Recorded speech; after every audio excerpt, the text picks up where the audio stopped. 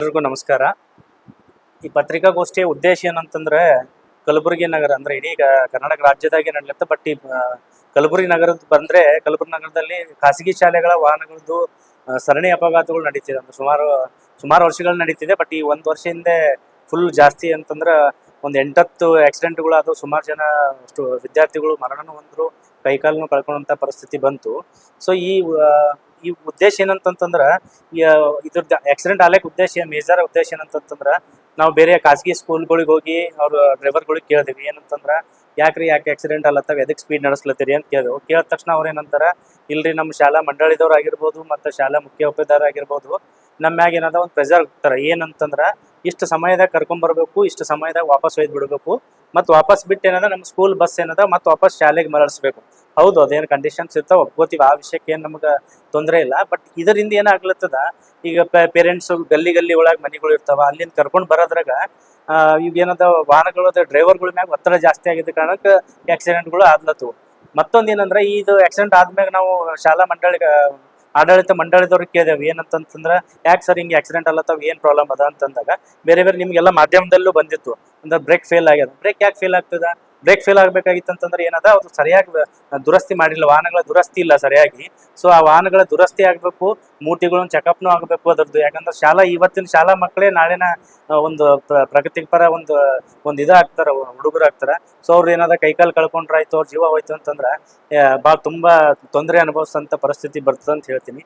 ಜೊತೆಗೆ ಏನಂತಂದ್ರೆ, ಈಗ ಸ್ಕೂಲಿಗೆ ಮಕ್ಕಳಿಗೆ ಕಳ್ಸಾದ್ಮೇಲೆ ಎಲ್ಲರೂ ಮನೆಯಲ್ಲಿ ಖಾಸಗಿ ಆಗಿರ್ಬೋದು, ಸರ್ಕಾರಿ ಆಗಿರ್ಬೋದು, ಖಾಸಗಿ ಶಾಲೆಗಳದ್ದು ವಾಹನದಾಗ ಕೂಡಿಸಿ ವಾಪಸ್ ಬರೋ ತನಕ ನಮ್ಮ ಮಕ್ಕಳು ಸೇಫಾಗಿ ಬರ್ತಾರಾ ಇಲ್ಲ ಅನ್ನೋದೊಂದು ಫೀಲಿಂಗ್ಸ್ ಕೆಲವೊಬ್ಬ ಕುಟುಂಬದ ಸದಸ್ಯರ ಜೊತೆ ಮಾತಾಡಿದಾಗ ಆ ರೀತಿ ಫೀಲಿಂಗ್ ಶೇರ್ ಮಾಡ್ಕೊಂಡ್ರು.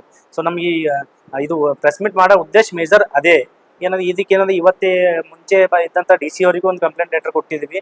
ಈ ಥರದ ಆಡಳಿತ ಮಂಡಳಿ ಆಗಿರ್ಬೋದು, ಮುಖ್ಯೋಪಾಧ್ಯಾಯರಿಗಾಗಿರ್ಬೋದು, DDPI ಆಗಿರ್ಬೋದು ಅನ್ನೋದ ಅವರಿಗೆಲ್ಲ ಕರೆಸಿ ಮೀಟಿಂಗ್ ತೊಗೊಂಡು ಒಂದು ಇದು ಮಾಡ್ರಿ. 40% ಸ್ಪೀಡ್ ಮಿತಿ ಇರಬೇಕು, ಅದಕ್ಕಿಂತ ಜಾಸ್ತಿ ಸ್ಪೀಡ್ ಮಿತಿ ಇರಬಾರ್ದು. ಡ್ರೈವರ್ಗಳ ಮ್ಯಾಗ ಏನಾದ್ರು ಒತ್ತಡ ಹಾಕಬೇಡ್ರಿ, ಅದರಿಂದ ಆಕ್ಸಿಡೆಂಟ್ಗಳು ಆಗ್ಲತ್ತವ. ಸೊ ಇವೆಲ್ಲ ಒಂದು DC ಅವ್ರ ಅಂಡರ್ದಾಗ ಏನಾದ್ರು ಮೀಟಿಂಗ್ ಮಾಡಿ ಇದಕ್ಕೆ ಇದಕ್ಕೆ ತೊಗೊಂಬರ್ರಿ ಅಂತೇಳಿ DC ಅವ್ರಿಗೆ ಕಂಪ್ಲೇಂಟ್ ಕೊಟ್ಟಿದ್ವಿ. ಬಟ್ ಇಲ್ಲಿ ತನಕ ಯಾವುದೇ ರೀತಿ ಆಗಿಲ್ಲ. ಬಟ್ ಇವತ್ತು ಹೊಸ DC ಬಂದಾರ, ಅವ್ರಿಗೆ ಸತ ಇವತ್ತಿನ ದಿನ ಮಾರ್ನಿಂಗ್ ಮುಂಜಾನೆ ಅವ್ರಿಗೂ ಮನವಿ ಪತ್ರ ಸಲ್ಲಿಸಿ ಬಂದೀವಿ. ಇನ್ನೇನಿಲ್ಲ, ಒಂದು ತಿಂಗಳೊಳಗೆ ಇದು ಏನಾದರೂ ಒಂದು ಸಾರ್ಟ್ ಔಟ್ ಮಾಡಲಿಲ್ಲ ಅಂತಂದ್ರೆ ನಾವು ಏನಾದ್ರು DC ಕಚೇರಿ ಆದ್ರೆ ಉಗ್ರವಾದ ಹೋರಾಟ ಮಾಡ್ತೀವಿ ಅಂತ ಹೇಳಕ್ ಇಷ್ಟಪಡ್ತೀನಿ ಸರ್. ಹಿಂಗಾಗ್ಬಿಟ್ಟು ಅಂತಂದ್ರೆ, ಈಗ ನಮ್ದು ಜನಸಾಮಾನ್ಯರದಾಗ ಹಸುವಾದಾಗ ಅಡಿಗೆ ಮಾಡ್ಕೊಂತಿನ ಲೆಕ್ಕ ನಡೆದ್ರಿ. ಈ ಆಕ್ಸಿಡೆಂಟ್ಗಳು ಅದಾಗಿನೇ ಬಂದು ಪ್ರೆಸ್ ಮೀಟ್ ಮಾಡೋದು, ಹೋರಾಟ ಮಾಡೋದು, ಸುದ್ದಿ ಮಾಡೋದಕ್ಕಿಂತ ಆಕ್ಸಿಡೆಂಟ್ ಆಗ್ಲಾರ್ದಂಗೆ ನೋಡ್ಕೊಂಬಂತ ಕೆಲಸಗಳು ಆಗ್ಬೇಕು ಮೇನ್ ಅಂತಾರೆ. ಈಗ ಆಗಿಲ್ಲ, ಇನ್ನು ನಾಳೆನೂ ಆಗ್ಬೋದಲ್ಲ ಸರ್.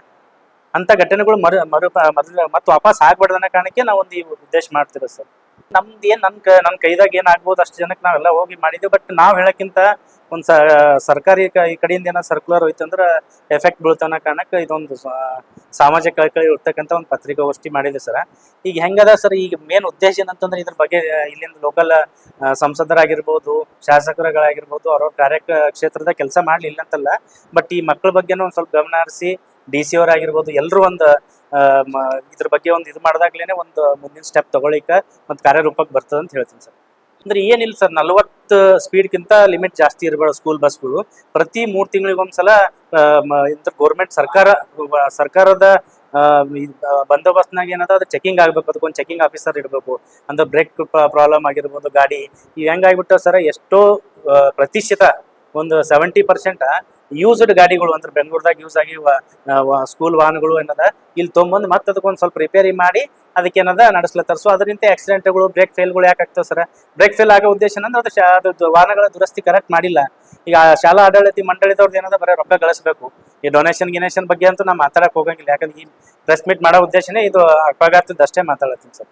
ಡ್ರೈವರ್ಗಳದ್ದು ತಪ್ಪದ ಇಲ್ಲ ಅಂತ ಹೇಳಕ್ ಬರಂಗಿಲ್ಲ ಸರ್. ಬಟ್ ಜಾಸ್ತಿ ಪ್ರತಿಶತ ಹೆಂಗಾಗ್ತದೆ, ಸ್ಪೀಡ್ ಓಡಿಸ್ಬೇಕು ಅಂದ್ರೆ ನಾವೆಲ್ಲರೂ ರೀಚ್ ಆಗ್ಬೇಕಂದ್ರೆ ಒಂದು ಡೆಸ್ಟಿನೇಷನ್ ಇರ್ತದೆ. ಈ ಟೈಮಿಗೆ ರೀಚ್ ಆಗ್ಬೇಕಂದ್ರೆ ಆ ಡೆಸ್ಟಿನೇಷನ್ ಕೊಡಬೇಕಾಗಿತ್ತು ಅಂತಂದ್ರೆ ಇವರೇ ಶಾಲಾ ಆಡಳಿತ ಮಂಡಳಿದವರು, ಮುಖ್ಯೋಪಾಧ್ಯಾಯರು ಏನಂತಾರ, ಈ ಟೈಮಿಗೆ ತಂದು ಬಿಡಬೇಕು, ಈ ಟೈಮಿಗೆ ಒಯ್ದು ಬಿಡಬೇಕು. ಅದಕ್ಕೆ ಟೈಮಿಂಗ್ ಕೊಟ್ಟಿರ್ತಾರ. ಅದು ಮತ್ತೆ ಆ ಟೈಮಿಗೆ ತಂದು ಬಿಟ್ಟಿಲ್ಲ ಅಂತಂದ್ರೆ ಇಂತಿಷ್ಟದ ಅವರಿಗೆ ಪೆನಾಲ್ಟಿ ಹಾಕೋದು ಮತ್ತು ಅವರಿಗೆ ತೊಂದರೆ ಕೊಡ್ತಕ್ಕಂಥ ಕೆಲಸ ಮಾಡ್ತಾರೆ ಅಂತ ನಾವು ಪರ್ಸನಲಿ ಖಾಸಗಿ ಶಾಲೆ ವಾಹನಗಳ ಡ್ರೈವರ್ಗಳ ಜೊತೆ ಪರ್ಸನಲಿ ಮಾತಾಡಿದಾಗ ಒಂದ್ ಕಡೆ ಬಟ್ ಅದು ಸಾಬೀತಾಗ್ಲಿಲ್ಲ ಸರ್. ಕೆಲವೊಂದು ಚಾನಲ್ಗಳ್ದಾಗ ಏನ್ ಮಾಡಿದ್ರು ಕುಡ್ದಿದ್ರ ಅಂತ ಬಂತು. ನಾ ಅದೇ ಖಾಸಗಿ ಆ ಶಾಲೆಗೆ ನಾ ವಿಸಿಟ್ ಮಾಡಿ ನೋಡಿದೆ ಸರ್. ಅವಾಗೆ ವಿಸಿಟ್ ಮಾಡಿ ನೋಡಿದಾಗ ಅವ್ರು ಕುಡ್ದಿಲ್ಲ ಅಂತ ಮೆಡಿಕಲ್ ರಿಪೋರ್ಟ್ ಕುಡ್ದಿಲ್ಲ ಅಂತ ಬಂದದ ಸರ್. ಬ್ರೇಕ್ ಫೇಲ್ ಅಂತ ಬಂತು ಸರ್ ಮೆಡಿಕಲ್ ರಿಪೋರ್ಟ್. ಸೊ ಅವ್ರು ಹಂಗ ಆರ್ಸೋಡ್ದು. ಬಟ್ ಸತ್ಯಾಂಶ ಏನಂತ ಗೊತ್ತಿಲ್ಲ. ಬಟ್ ಏನೇ ಆಗಲಿ ಫೈನಲಿ ಒಂದ್ ಏನದ, ವಿದ್ಯಾರ್ಥಿಗಳ ಭವಿಷ್ಯಕ್ಕೆ ಹಾಳಾಗ್ಬಾರ್ದು. ಸಣ್ಣ ಸಣ್ಣ ಹುಡುಗರು ಇರ್ತಾರ, ಅವ್ರ ಭವಿಷ್ಯ ಹಾಳಾಗ್ಬಾರ್ದು ಅನ್ನೋದು ಒಂದು ಉದ್ದೇಶ ಸರ್.